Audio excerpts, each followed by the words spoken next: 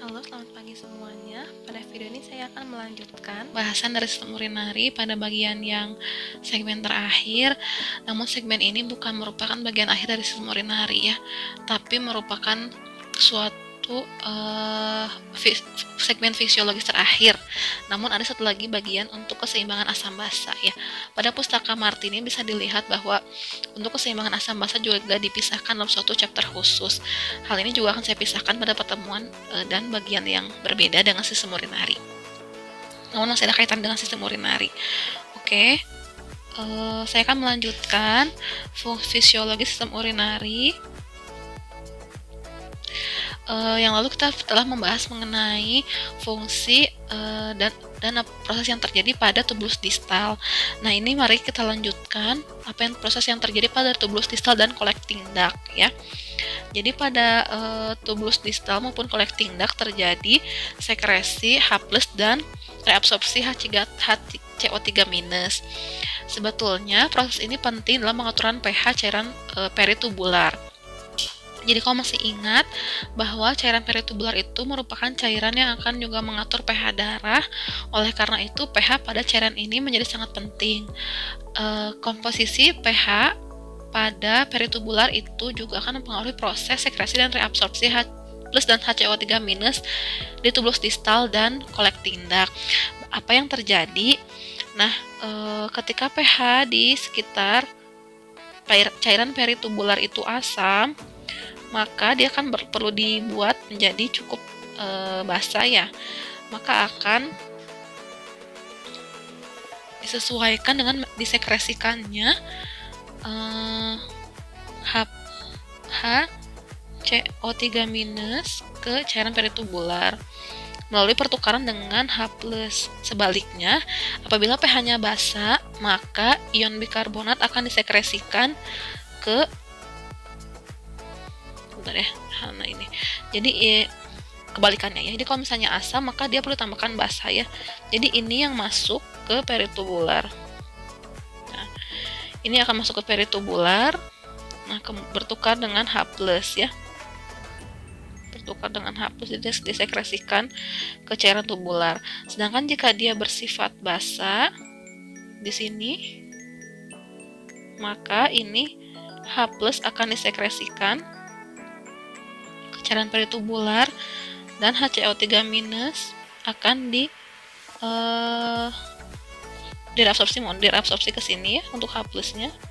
HCO3- akan disekresikan. Ya, jadi bagian sini yang direabsorpsi. Nah, gitu ya. Nah, di sini apa yang terlibat? Beberapa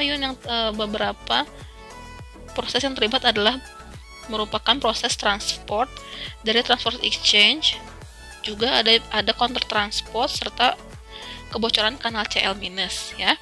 Jadi awalnya diinisiasi oleh kebocoran kanal Cl-, kemudian nanti menyebabkan pertukaran ion H+ dan Na+. Nanti di sini akan menyebabkan terjadinya difusi dari HCO3- maupun ada juga proses reabsorpsi H+ ya. Oke, H+ ini akan dipompa ya oleh protein transport ya. Di sini tidak terlihat ya bagaimana H+ ini masuk ke dalam cairan peritubular. Jadi H+ ini akan mengikuti ya, H+ di sini melalui protein kanal pertukaran dengan Na, maka dia akan disekresikan ke cairan tubulus ya. Sedangkan jika dalam kondisi basa, maka H+ ini akan masuk ke peritubular ya, ke sini. Ya, masuk ke sini melalui difusi ya. Difusi yang berwarna merah. Ini putus-putusnya tidak terlihat pada gambar ini. Oke. Nah, itu adalah pertukaran dan pengaturan asam basa untuk cairan peritubular. Selain itu, pada tubulus distal dan collecting duct juga terjadi pengaturan volume dan konsentrasi zat terlarut. Untuk volume cairan dibantu oleh hormon bernama ADH atau antidiuretik hormon. Nah, ADH ini seperti namanya, antidiuretik. Jadi dia mengurangi volume air di sekitar tubulus pengumpul. Dengan begitu, volume cairan akan disesuaikan untuk pengeluaran urin nantinya. Nah, sekresi ADH ini menyebabkan terbukanya kanal khusus air atau disebut dengan aquaporin. Jadi ada namanya kanal aquaporin pada apikal plasma membran di sekitar collecting duct. Dengan adanya ADH ini, maka air akan direabsorpsi kembali, kemudian urinasi akan dihambat, ya.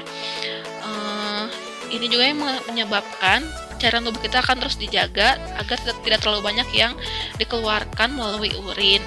Nah, begitupun juga jika cairan urin kita kurang, maka ADH ini juga akan dihambat pelepasannya. Nah, pada kondisi tertentu ada gangguan bernama diabetes insipidus, ya. Nah, silahkan dicari sendiri apa yang dimaksud dengan diabetes insipidus, karena ini berhubungan dengan kelainan dari hormon ADH. Oke, akan saya lanjutkan ke slide berikutnya mengenai refleks mixturisi. Atau refleks urinasi.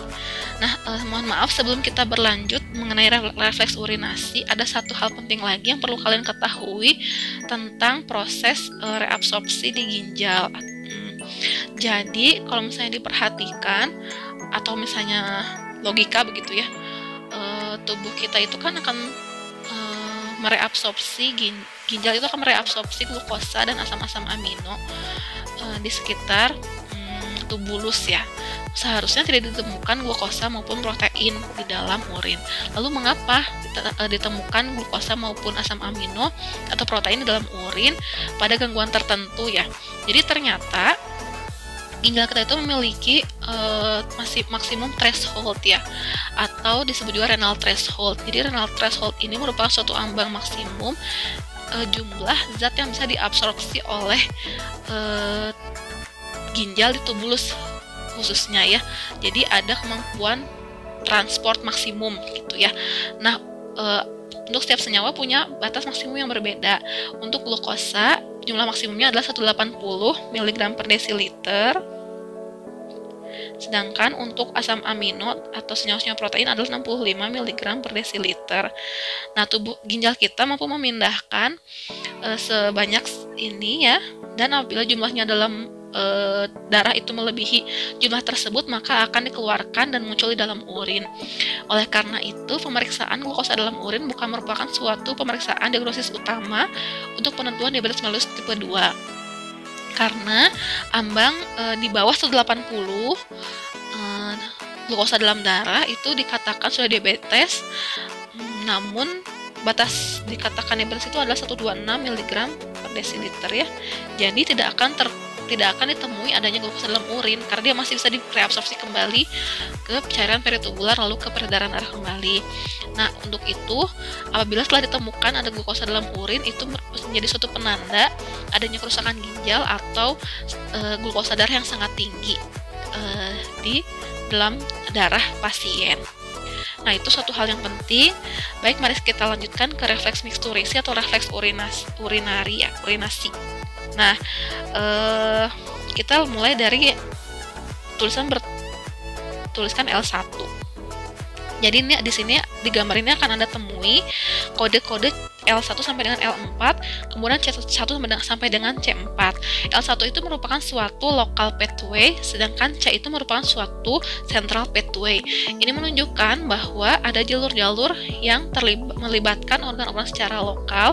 Untuk yang sentral itu yang melibatkan sistem syaraf pusat, ya. Kita mulai dari L1. Jadi pertama itu prosesnya dimulai ketika adanya dorongan dari kandung kemih atau ketika kandung kemihnya penuh, ya. Ketika kandung kemihnya penuh, maka kandung kemih akan mengembang gitu, ya. Otot-ototnya itu akan berkontraksi jadi seperti melebar. Nah, dengan begitu adanya pelebaran dan stretch di sekitar kandung kemih menyebabkan aktivasi dari saraf pelvis yang membawa informasi ke, nah ini kan mengaktifkan informasi ke sini, ya, ke bagian sakral dari spinal cord, ya, atau tulang belakang. Jadi informasi kandung kemih yang penuh ini akan ditangkap oleh sistem saraf tepi dulu, yaitu di bagian sakral. Dari bagian sakral ini akan disampaikan ke C1, yaitu interneuron, untuk menyampaikan informasi lagi ke talamus ya. Nah, di talamus ini nanti dia di relay dulu informasinya.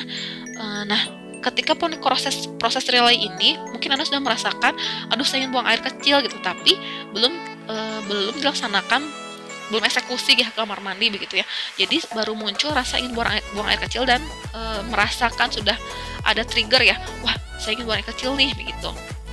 Nah, ketika sudah sampai relay di talamus ini, nah informasi ini kan disampaikan ke cerebral cortex.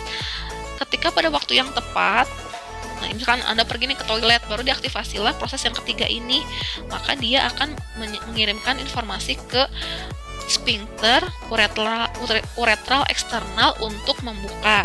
Dengan begitu maka akan terbuka sphincter eksternal di sekitar sini ya, sphincter uretral eksternal di organ kelamin.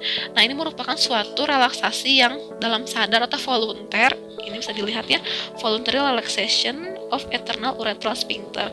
Jadi untungnya kita melakukan urinasi bukan dalam kondisi tidak sadar, tapi dalam kondisi sadar ya, sehingga kita bisa mengontrol proses urinasi dengan baik.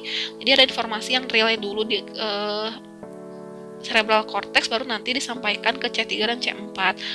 Nah, ketika proses pengeluaran urin itu bukan hanya C3 dan C4 yang terlibat, tapi ada juga L3 dan L4. Bisa dilihat L3 ini merupakan suatu aktivasi motor preganglion parasimpatik, di mana dia akan memberikan perintah pada kandung kemih untuk mendorong atau mendorong cairan, lalu kemudian dia menghantarkan cairan ini ya, mendorong dan menghantarkan cairan ini ke uretra ya. Jadi di sini setelah diaktifasi saraf-saraf postganglion, maka akan distimulasi juga otot-otot detrusor ya. Detrusor muscle-nya itu akan berkontraksi, menyebabkan terdorongnya urin. Jadi proses terjadi C dan L ini bersamaan ya ketika proses urinasi berlangsung, di mana C ini membuka uretral external sphincter, sedangkan untuk yang proses L ini bagian mendorong dari kandung kemihnya. Dengan begitu terjadilah proses urinasi. Nah, sekian informasi dari saya untuk sistem urinasi ini. Silahkan nanti dipelajari gangguan-gangguan apa saja yang terjadi pada sistem urinasi ini. Nanti akan saya jelaskan tugasnya pada Microsoft Teams. Dan untuk apabila ada diskusi juga bisa disampaikan nanti pada saat kelas ya. Terima kasih atas perhatiannya. Selamat siang dan selamat belajar. Tetap semangat.